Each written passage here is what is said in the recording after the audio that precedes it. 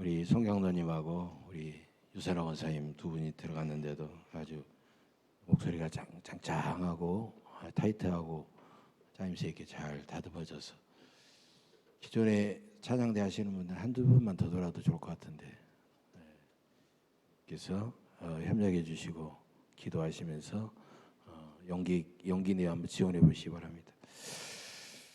우리 양승희 권사님 그렇게 그 반주자로서 섬기고 하는 걸 그렇게 기뻐하시는데 눈 건강이 지금 아주 안 좋습니다. 그래서 집중해서 하다 보면 앞이 안 보이고 그래서 당분간 10월까지만 섬기기로 그렇게 했는데 우리 양승희 권사님 눈이 회복되어서 건강한 몸으로 끝까지 반주자로서 사명 감당할 수 있도록 여러분께서 기도해 주시기 바랍니다. 우리 특별히 또 특별 찬양 프루트 해주신 우리 김세련 성도님 감사를 드립니다. 우리 새로운 대원으로 수고하시는 두 분, 또 우리 양승희 원사님, 우리 김세련 성도님 모든 분들 우리 감사의 박수 하나님께 영광의 박수 올립시다.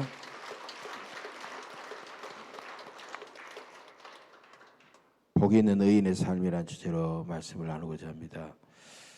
목회를 오랫동안 하다 보면 어떤 교인들은 새로운 사업의 아이템을 바꿔서 준비를 해놓고 목사님 개업 예배 드려달라고 그렇게 기도를 부탁을 합니다. 그러면 저는 선물도 준비하고 또 말씀과 여러 가지를 정성껏 기도하면서 준비해서 주로 이제 이런 내용을 하죠. 하나님, 주님이 꿈을 주셔서 이 사업을 시작했으니 하나님 축복해 달라고 그렇게 간절하게 기도합니다. 내 자녀, 내 사업을 축복하는 것 이상으로 간절하게 정성을 다해서 기도하면 그 사업이 아주 잘 되면 정말 하나님 은혜에 감사하고 나도 기쁘고 그러지만 그 사업이 잘 안 되거나 또 때로는 몇 달 뒤에 그 사업이 또 문을 닫아버리는 그런 경우도 있어요. 그러면 괜히 제가 기도의 영역이 부족한 것 같고 누가 무엇 때문에 무슨 원인으로 그렇게 했는지를 잘 모르겠는데 저로서는요 굉장히 참 하나님과 그분 앞에 죄송하고 부끄럽고 그럴 때가 많이 있습니다. 우리 하나님이 복을 내려주시지 않거나 그렇지 않은 것은 아닌데 괜히 그렇다는 것입니다. 성경에는 하나님의 축복에 대한 그런 약속이 엄청나게 많이 있습니다. 어떤 사람은 5만 가지, 어떤 사람은 32,500가지 어떻게 숫자를 쓸 수가 있겠습니까? 근데 이 모든 것들을 통합할 수 있는 하나의 말씀이 로마서 8장 22절 말씀이에요. 자기의 아들을 아끼지 아니하시고 모든 사람을 위하여 내어주신 이가 어찌 그 아들과 함께 모든 것을 우리에게 주시지 않겠느냐. 여러분, 하나님은 예수 그리스도, 당신의 아들 예수 그리스도를 이 땅에 보내시기까지 우리에게 다 내어주셨는데 그까지 이 땅에 살아가면서 우리가 누리는 그 모든 것들 주시지 않겠느냐라는 거예요.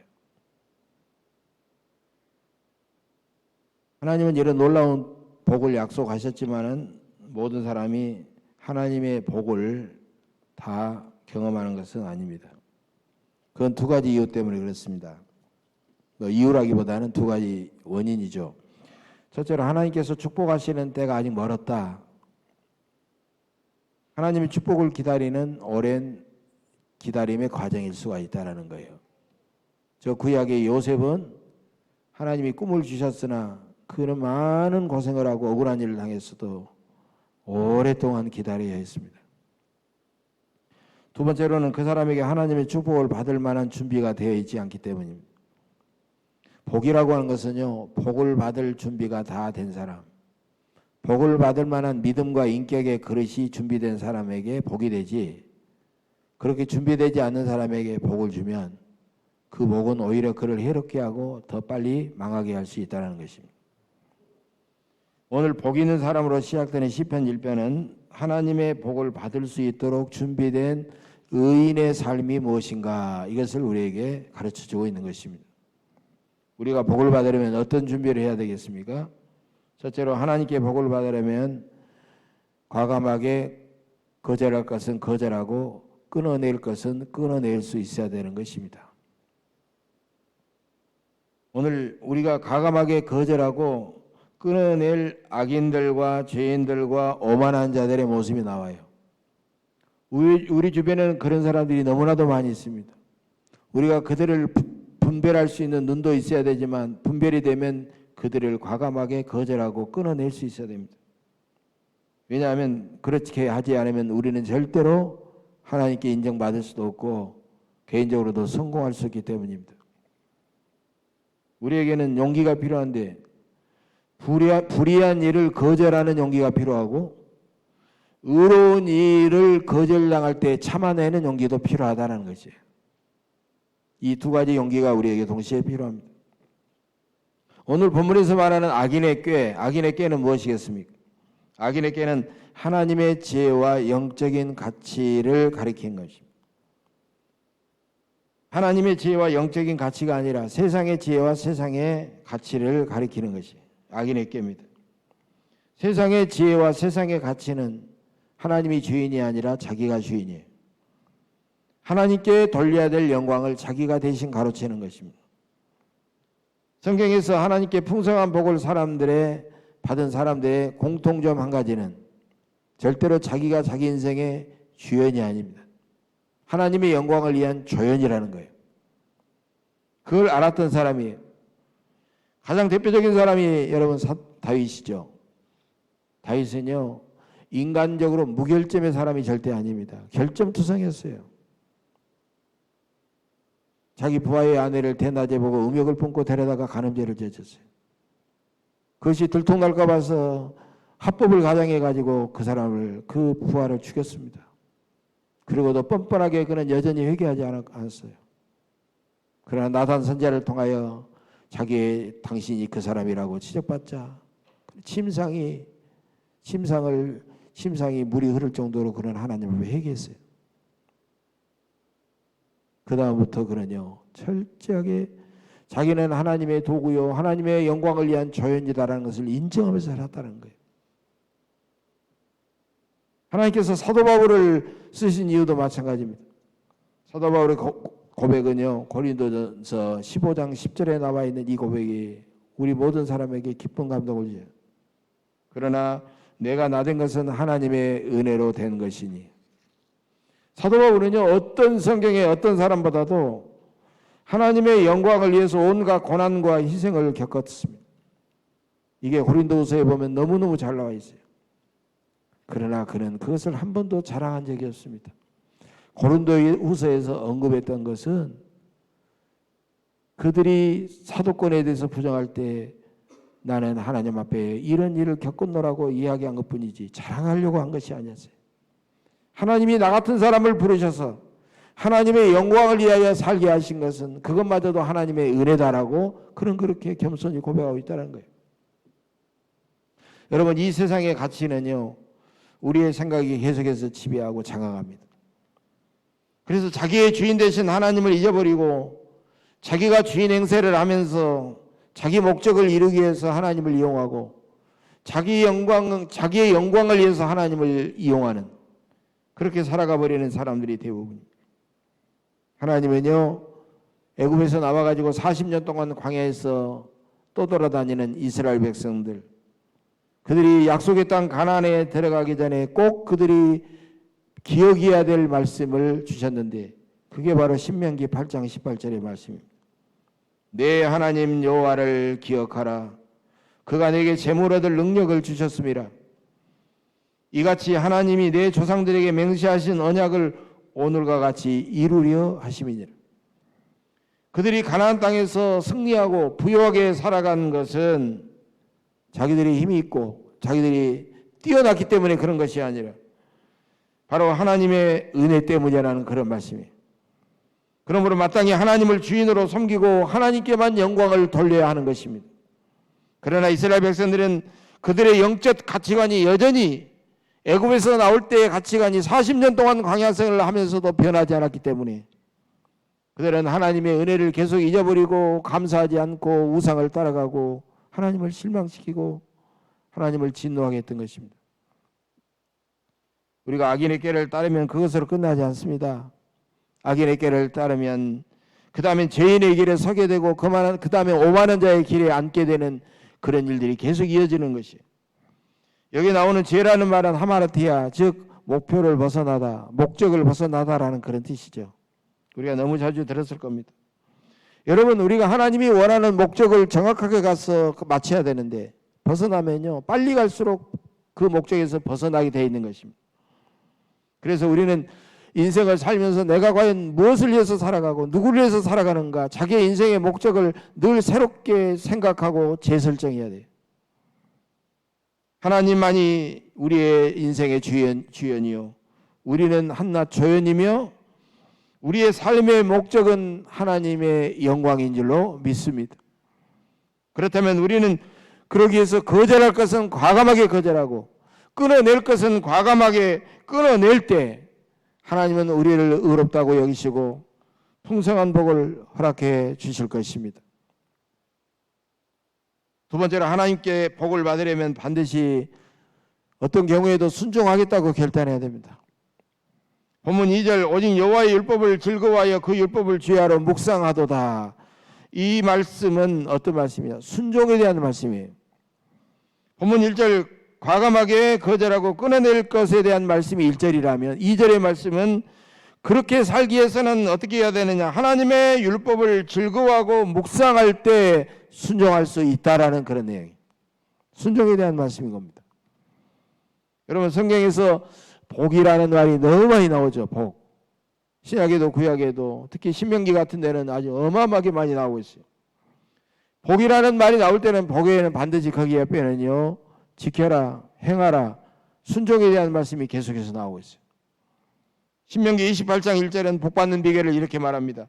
내가 내 하나님 여호와의 말씀을 삼가 듣고 내가 오늘 내게 명령하는 그의 모든 명령을 지켜 행하면 내 하나님 여호와께서 너를 세계 모든 민족 위에 뛰어나게 하실 것이다. 그러면서 들어가도 나가도 복을 받고 계속해서 복에 대한 내용이 계속 나오고 있어요. 여기서 나오는 지켜 행하는 것이 뭡니까? 순종이죠. 순종. 하나님의 복과 우리의 순종이라고 하는 것은 나눠질 수가 없다는 거예요. 나눌 수도 없고 나눠질 수도 없어요. 하나님은 모세의 후계자였던 여호수아에게도 장차 가나안 땅을 정복해야 될 사명을 가진 그에게도 그 승리하는 삶, 복된 삶을 약속하시면서 여호수아 1장 7절에서 이렇게 말씀하고 있습니다. 오직 강하고 극히 담대하여 나의 종 모세가 내게 명령한 그 율법을 다 지켜 행하고 우로나 좌로나 치우치지 말라. 그리하면 어디로 가든지 형통하리니. 여러분, 형통이라고 하는 것은 승리, 또 모든 일이 잘 되는 것, 모든 것들이 다 거기에 들어있는 거죠. 형통하는 삶과 순종하는 삶은 늘 함께 가는 것입니다. 하나님의 뜻에 순종하지 않으면 복된 삶은 불가능한 것입니다. 풍성한 복을 알면서도 순종하지 않는 사람에게 복을 주면 그는 결국 실패하고 하나님의 영광을 가리고 그 사람은 더 빨리 불행해지고 마는 것입니다. 사실 순종한다는 것은 쉬운 일이 아니에요. 여러분도 순종해 봤잖아요. 제가 여러분들에게 무슨 이 일을 시켜도 이걸 해보십시오. 어떤 분은요 굉장히 막 역정을 내는 분까지 있어요. 나는 못합니다, 안 합니다, 역정을 내는 분이 있어요. 그런 작은 일부터 하나님의 말씀을 순종하는 것까지 굉장히 어렵습니다. 그런데 오늘 본문 2절을 보면 우리에게 순종하기 위한 두 가지 핵심적인 방법을 가르쳐주고 있습니다. 첫째로 순종하는 동기는 의무감이 아니라 사랑이어야 합니다. 오직 여호와의 율법을 즐거워하여. 여러분, 율법을 즐거워한다. 여러분, 하나님의 말씀을 내가 지킨다고 하는 것은 힘든 일이잖아요. 근데 하나님의 말씀을 즐거워한다는 것은 그 율법을 나에게 주신 하나님을 즐거워하는 거고 사랑하는 것입니다. 순종하는 동기가 의무감이 아니라 사랑할 때 그 순종이라고 하는 것은 훨씬 더 쉽고 가벼운 일이에요. 예수님도 요한복음 14장 15절에서 너희가 나를 사랑하면 나의 계명을 지키리라라고 말씀하고 있어요. 그리고 요한복음 14장을 읽어보세요. 대부분 계명과 사랑에 대한 관계를 말씀하고 있습니다. 여러분, 사랑하는 아내나 남편, 또 사랑하는 가족들, 자녀들, 그들이 나를 진정으로 사랑하면 그 사랑을 알면 나에게 여러 가지 부탁을 합니다. 때로는 내가 들어주기 버겁고 힘든 것들은 있어요. 그러면 사랑하기 때문에 알았다 하고 얼마든지 해낼 수가 있는 것입니다. 얼마든지 할 수가 있어요. 근데 직장에 갔는데 상사가 나에게 얼마 전에 한 이야기인데 자꾸 내가 하지 않는 것 같아가지고 이렇게 해라 저렇게 해라, 출근 시간을 엄수해라, 직장에서는 손님들한테 가급적 웃는 낯으로 대해라, 뭐 이렇게 자꾸 이야기하면, 개인적으로 하든지 또 모아놓고 하든지 이야기하게 되면요, 여러분 그것이 무슨 우리를 사랑하기 때문에 그러는 거예요. 사랑은 없고 의무감만 있기 때문에 괜히 내가 거기에 얽매이고 구속감을 느끼게 된다는 거예요.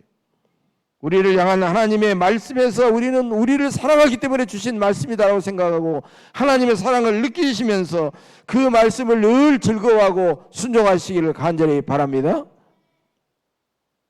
두 번째로 순종하는 동기는 하나님과의 깊은 영적인 교제입니다. 2절 하반절에 보면 하나님의 말씀을 주야로 묵상한다라고 했어요. 하나님과 교제하며 하나님을 아는 즐거움이 점점 커진다, 그런 뜻입니다.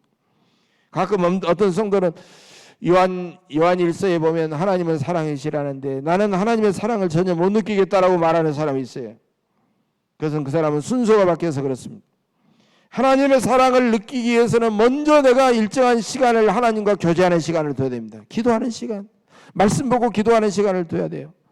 그러면서 늘 하나님 앞에 깊은 그런 시간을 가지면서 하나님의 사랑을 알게 되고, 그러면서 하나님의 사랑을 점점 나를 향한 하나님의 사랑을 느끼게 되는 것입니다. 성경은요, 어떤 사람은 우리를 향한 하나님의 사랑의 열정, 사랑의 편지, 즉 연애 편지, 러브레터라는 말을 쓰고 있어요. 우리는 성경에서 먼저 하나님을 만나 깊이 교제하면서 그 하나님의 사랑을 알게 될 때 그 나를 향하신 하나님의 사랑을 느끼게 되는 것입니다. 누가복음 복음을 보면 외아들을 잃고 슬퍼하며 통곡하는 저 나인성 과부에게 찾아오신 예수님은 슬프고 절망적인 삶의 현장으로 우리를 찾아오셔서 우리와 함께 아파하시고 슬퍼하시는 사랑의 하나님이십니다.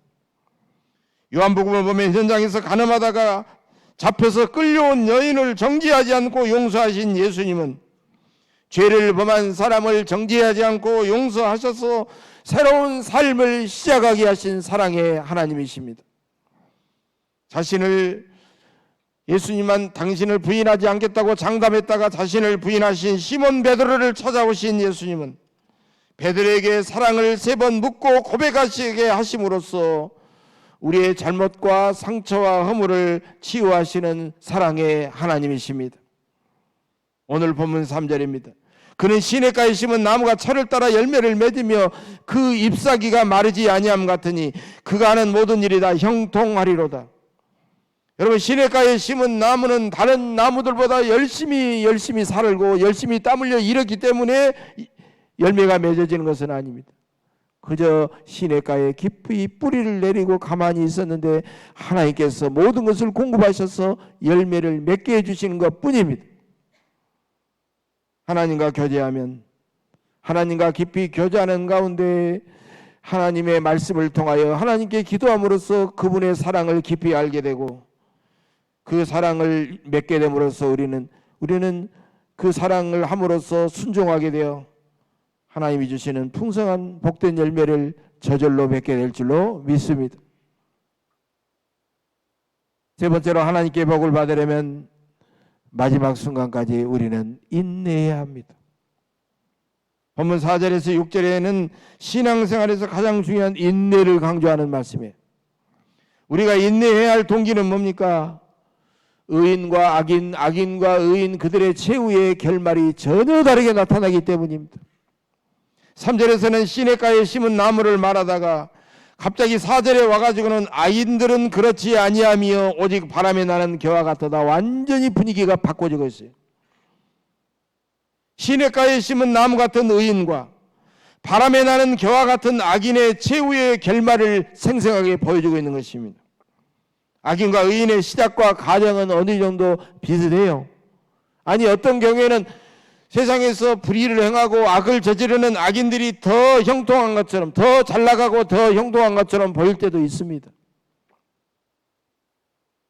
그러나 마지막 추수할 때 하나님께서 심판의 기지를 하면 의인은 알곡처럼 고스란히 그 기 안에 남아있어요. 기지를 계속하면 알곡은 계속해서 들어오지만 악인들은 바람에 휙휙 날아가 가지고 헛되이 다 사라져버리는 것입니다. 우리는 신앙생활을 하면서 하나님께서 살아계신다면 왜 저런 악인들의 악행을 가만히 보시고 내버려 두실까? 그렇게 생각하는 사람들이 있습니다. 그러나 우리는 마태복음 13장의 비유장에 있는 가라지 비유를 우리는 보면서 우리 주님의 여유로움을 배워야 합니다. 농부가 밭에다 좋은 씨를 뿌렸지만 이상하게도 곡식과 함께 가라지가 나왔습니다. 그러자 실망한 농부는 가라지를 다 뽑겠다고 이제 마음을 다짐하자 주인은 그 농부에게 이렇게 말하고 있습니다. 가만두어라. 가라지를 뽑다가 곡식까지 뽑을까 염려하노라. 추수 때 내가 추수꾼들에게 말하기를 가라지를 먼저 거두어 불사르게 단으로 묶고 곡식은 모아 내 곡간에 넣으라 하리라. 이처럼 우리는 의인으로서 마지막 결말은 저 악인들과는 분명히 다르다는 그런 믿음을 가지고 우리는 살아가야 합니다. 그래서 세상에 선한 영향을 끼치는 성도들에게는 긍정적인 생각이 필요하고 믿음의 인내가 필요하고 우리는 변하지 않는 소망이 우리에게 필요한 것입니다. 심판자이신 하나님 앞에서는 의인과 악인들의 최후의 결말은 반드시 다르기 때문에 조바심을 가져서는 안 됩니다. 하나님의 축복이 크면 클수록 우리는 때로는 오래 참고 기다려야 되기 때문에 흔들리지 말고 우리는 인내해야 합니다. 이사야 57장 20절에서 21절 말씀입니다. 악인은 평온함을 얻지 못하고 그 물이 진흙과 더러운 것을 늘 솟구쳐내는 요동하는 바다 같으니라. 내 하나님의 말씀에 악인에게는 평강이 없다 하셨느니라. 겉으로 보이기는 잘 나가고 잘 되는 것 같지만 그들의 마음속에는 어떤 평강도 찾아볼 수 없는 것입니다. 여러분, 그것이 하나님의 저주요 불행한 삶이 아니겠습니까? 악인들은 언제나 요동하고 언제나 두렵고 언제나 불안하게 살아가지만 의인은 시냇가에 심은 나무처럼 열매를 맺지 못하면 어떠거나, 내가 이대로 내 삶이 끝나버리면 어떠거나, 조금도 염려하거나 조금도 불안하거나 조금도 안절부절할 필요가 없다는 것입니다. 지금 당장 힘들고 어려운 일을 참고 기다리고 계십니까? 지금 당장 내 기도에 하나님이 응답하시지 않기 때문에 너무나도 마음이 조급하십니까? 그러나 하나님은 반드시 인내의 열매를 맺게 해주실 줄로 믿습니다. 하나님은 우리를 축복하실 때 무조건 고난을 다 없애겠다고 말씀하시지 않았습니다.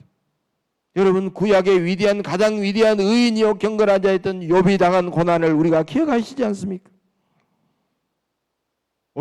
오히려 지금은 고난이 심하지만 마지막 결말에는 지금과는 전혀 다른 인생이 되게 해주시겠다고 하나님은 약속하셨습니다. 우리가 믿음으로 살아도 넘어질 때가 많습니다. 사망의 음침한 골짜기를 지나가는 때 같을 때도 있습니다. 그러나 우리는 그저 넘어진 대로 살아가지를 않습니다. 왜냐하면 사랑에 전능하신 하나님께서 우리를 꼭 붙잡고 계시기 때문입니다. 우리는 내가 하나님을 붙잡고 살아가는 것 같지만 천만의 말씀, 내가 하나님을 붙잡든지 붙잡지 않든지 하나님이 우리를 붙잡고 계시기 때문입니다. 그러므로 우리는 조금도 흔들리지 않아야 됩니다. 시편 37편 25절 이하의 말씀입니다. 내가 어려서부터 늙기까지 의인이 버림을 당하거나 그의 자손이 걸식함을 보지 못하였도다. 그는 종일토록 은혜를 베풀고 꾸어주니 그의 자손이 복을 받는도다. 우리가 받은 가장 큰 축복은 우리가 복을 받고 살고 누리는 우리의 삶의 현실보다 하나님께서 우리를 의인이라고 인정해 주시는 복입니다. 성경에서 가장 큰 복을 받은 두 사람을 든다면 바로 아브라함과 다윗을 들 수가 있습니다. 두 사람의 복은 권세가 높아서도 아니요, 세상의 물질이 부여해서도 아니요, 세상 사람들에게 명예와 인기를 얻었기 때문도 아닙니다. 그것은 하나님께서 그의 믿음과 그의 인격과 그의 신앙과 그의 삶을 인정해 주시는 겁니다.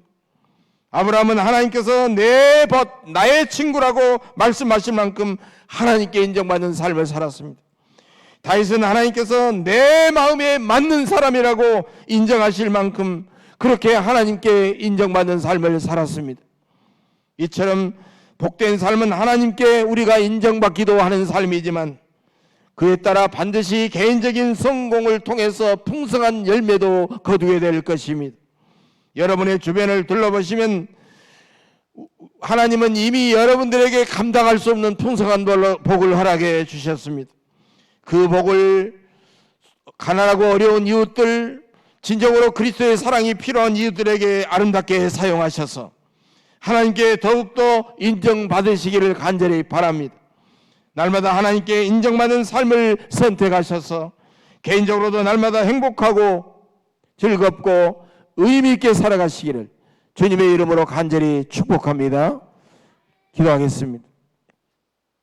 거룩하고 은혜로우신 아버지 하나님, 주님의 십자가 은혜로서 죄인된 우리를 의인 삼아주신 하나님 감사드립니다. 그러나 우리는 세상의 유혹에 따라 죄인의 꾀에 넘어가고 악인의 길에 따라가고 오만한 자의 길에 앉아서 범죄할 때가 많았사오니 하나님 그것들을 과감하게 거절하고 끊어내게 하옵소서. 주님의 은혜에 진실로 감사하며 그 사랑에 감격하여 사랑으로 순종하게 하옵소서. 우리의 현실은 여전히 힘들지만 오직 주님만을 믿고 끝까지 인내하며 마지막 최후의 승자가 되게 하옵소서. 감사드리며 예수님의 이름으로 축복하며 기도하옵나이다. 아멘.